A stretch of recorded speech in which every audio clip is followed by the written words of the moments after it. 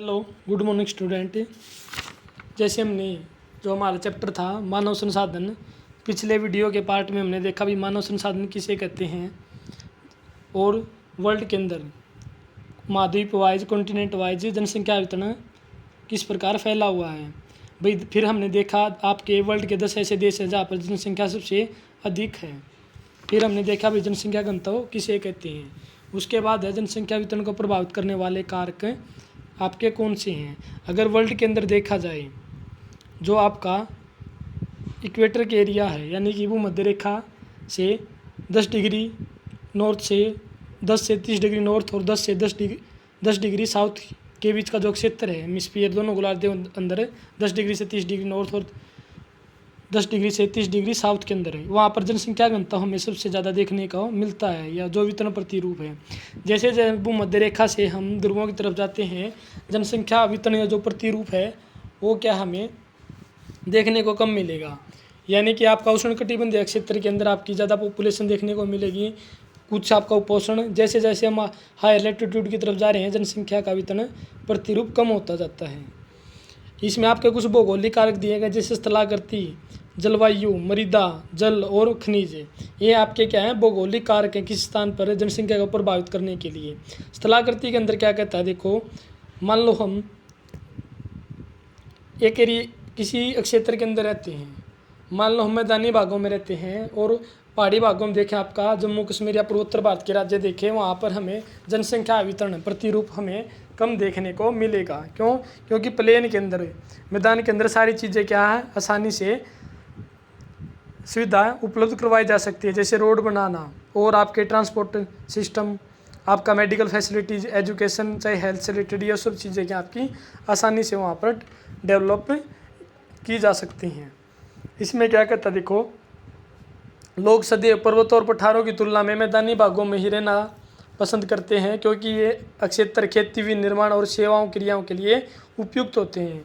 गंगा के मैदान विश्व के सबसे अधिक घने बसे क्षेत्र हैं, जबकि एंडीज, आल्प्स और हिमालय जैसे पर्वत बिल्कुल विराल बसे हुए क्षेत्र हैं। यानी कि भारत के अंदर देखा जाए जो आपका नर्दन प्लेन, उत्तरी मैदान, जो पंजाब से लेकर आपका असम तक फैला हुआ है, वहाँ पर जनसंख्या वितरण या प्रतिरूप हमें सबसे ज़्यादा देखने को मिलता है। जलवायु के बारे में क्या कहता है, देखो किसी स्थान पर रहने के लिए वहाँ की जलवायु भी बहुत ही महत्वपूर्ण कारक है।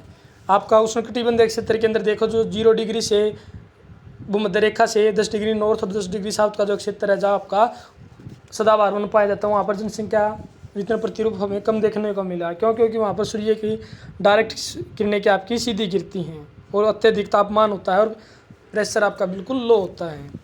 लेकिन हम जैसे जैसे ऊपर जाते हैं इनसे उष्णकटिबंधीय क्षेत्र के अंदर देखें आपका 10 से 30 के बीच में देखें दोनों हेमिस्फीयर के अंदर हम देखें तो वहाँ पर हमें लोग ज़्यादा संख्या में रहते हुए दिखाई देते हैं।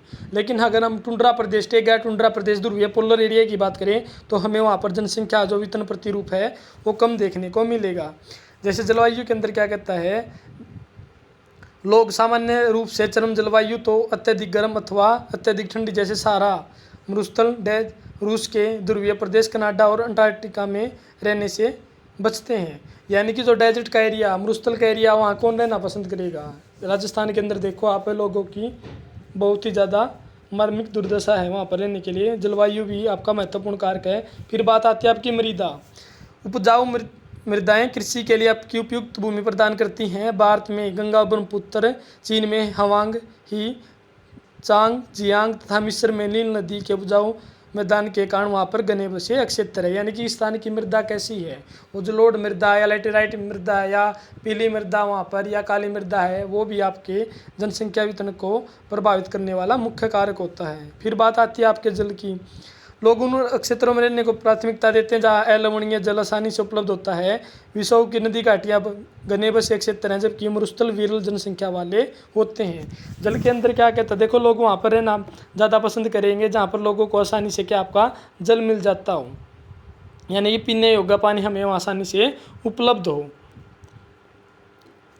जहाँ पर खारा या लवणीय जल मिलेगा वहाँ पर कोई व्यक्ति रहना पसंद नहीं करता। फिर बात आती है आपकी खनिज निक्षेपों वाले क्षेत्र अधिक बसे हुए हैं। दक्षिण अफ्रीका की हीरे की खानें, मध्य पूर्व में तेल की खोज ने इन लोगों को रहने के लिए बहुत ही प्रेरित किया। यानी कि जहाँ पर आपके खनिज पदार्थ, कच्चे अयस्क पदार्थ प्राप्त हो रहे हैं, वहाँ भी हमें जनसंख्या घनत्व ज़्यादा देखने को मिलेगा। जनसंख्या वितरण प्रतिरूप भी वहाँ पर हमें ज़्यादा मिलेगा। उसके बाद कुछ आपके और अन्य कारक हैं, जिसमें क्या कहता है आपका, देखो सामाजिक, सांस्कृतिक और आर्थिक कारकों के बारे में कहता है ये।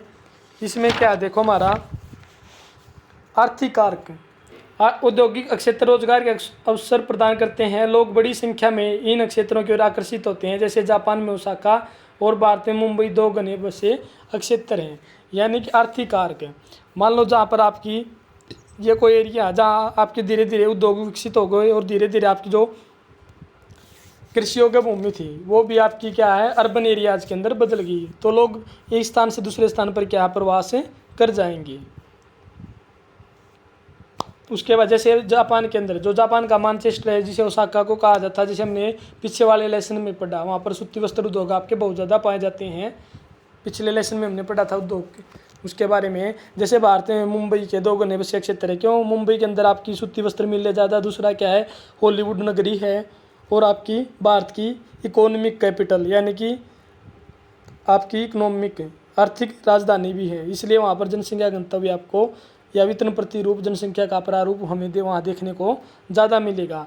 फिर क्या कहता है, सांस्कृतिक कारकों के अंदर क्या कहता है, कोई नगर मान लो विशेष काल से उसका महत्व रहा है या अपनी बौद्धिक धर्मों के लिए जाना जाता है, तो लोग वहाँ भी रहना ज़्यादा पसंद करते हैं। क्यों? जैसे धर्म और सांस्कृतिक महत्ता वाले स्थान लोगों को आकर्षित करते हैं। जैसे वाराणसी, यरूशलेम इजराइल के अंदर आपका, और वेटिकन सिटीज़ के कुछ उदाहरण हैं। जैसे आपका देखा जाए, अगर हरियाणा के अंदर देखें, आपका कुरुक्षेत्र है जो धार्मिक नगरी है। अगर भारत के अंदर और बात करें, आपका जैसे मेरठ नहीं, आपका आगरा है, वाराणसी है, जहाँ पर आपका ताजमहल भी उसके अंदर दिखाया गया। आपका सांस्कृतिक कारक हैं। प्राचीन काल से ये प्राचीन काल से मनोनिर्मित धरोहर रही है, जहाँ पर लोगों का जनसंख्या वितरण प्रतिरूप ज़्यादा देखने को हमें वहाँ पर मिलता है, धार्मिक नगरियों के अंदर भी आपका। उसके बाद जैसे वृंदावन है, जहाँ पर श्री कृष्ण भगवान की जन्मस्थली भूमि है।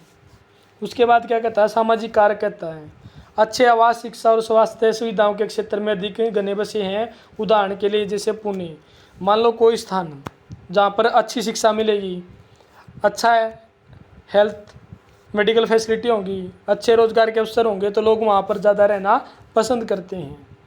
उसके बाद आती है एक टर्म आपकी जीवन प्रत्याशा शब्द दे रखा है।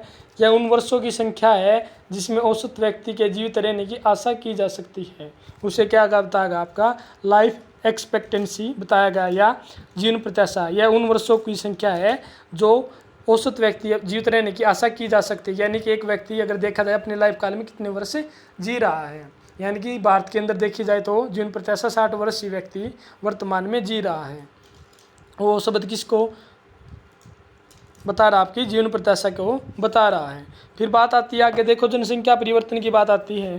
भाई संसार के अंदर आपकी किस तरीके से जनसंख्या बढ़ी, अगर हम टाइम पीरियड देखें, आपका धीरे धीरे ऐसे इस तरीके से आपकी जनसंख्या बहुत ही बढ़ती चली गई। एक तरफ हम समय देखें और आपकी टेक्नोलॉजी देखें, और उधर आपकी पॉपुलेशन देखें और अरब के अंदर है, तो जैसे जैसे आपका समय और प्रौद्योगिकी या टेक्नोलॉजी बढ़ती गई, उसी प्रकार से आपकी जनसंख्या भी बिल्कुल रैपिड तीव्र गति से आगे बढ़ती गई। अगर हम देखें, अगर मैं आपको भारत की बात बताऊं, जब भारत देश आज़ाद हुआ था 1947 के अंदर, उस वक्त भारत की जनसंख्या 35 करोड़ थी। आज यही 1947 से लेकर 2020 तक देखें, यही 35 करोड़ जनसंख्या आज कितनी चीज़ को पार कर गई है। ये आपकी कम से कम 136 करोड़ वर्तमान में भारत की जनसंख्या हो चुकी है। जैसे अगर हम देखें 2001 की जनगणना के अनुसार, तो भारत की जनसंख्या आपकी कितनी थी, 121 करोड़ के करीब थी, 102 करोड़ के करीब थी। अगर 2001 के अंदर, 2021 में आपकी 121 करोड़ दिखाई गई थी, लेकिन वर्तमान में 2001 के अंदर देखो ये कितनी थी, 102 करोड़ थी, और 2011 के अंदर ये कितनी थी, आपकी 121 करोड़ थी। अब 2021 के अंदर यही जनसंख्या भी 136 करोड़ से भी ज़्यादा जा चुकी है। भाई जनसंख्या परिवर्तन की बात आती है, वर्ल्ड के अंदर आपका जनसंख्या प्रारूप किस प्रकार चेंज हुआ है, किस प्रकार से आपकी किन क्षेत्रों के अंदर, आपकी देशों के अंदर आपकी जनसंख्या तीव्रता से बढ़ती चली गई। ये हम वीडियो के आगे वाले पार्ट में करेंगे।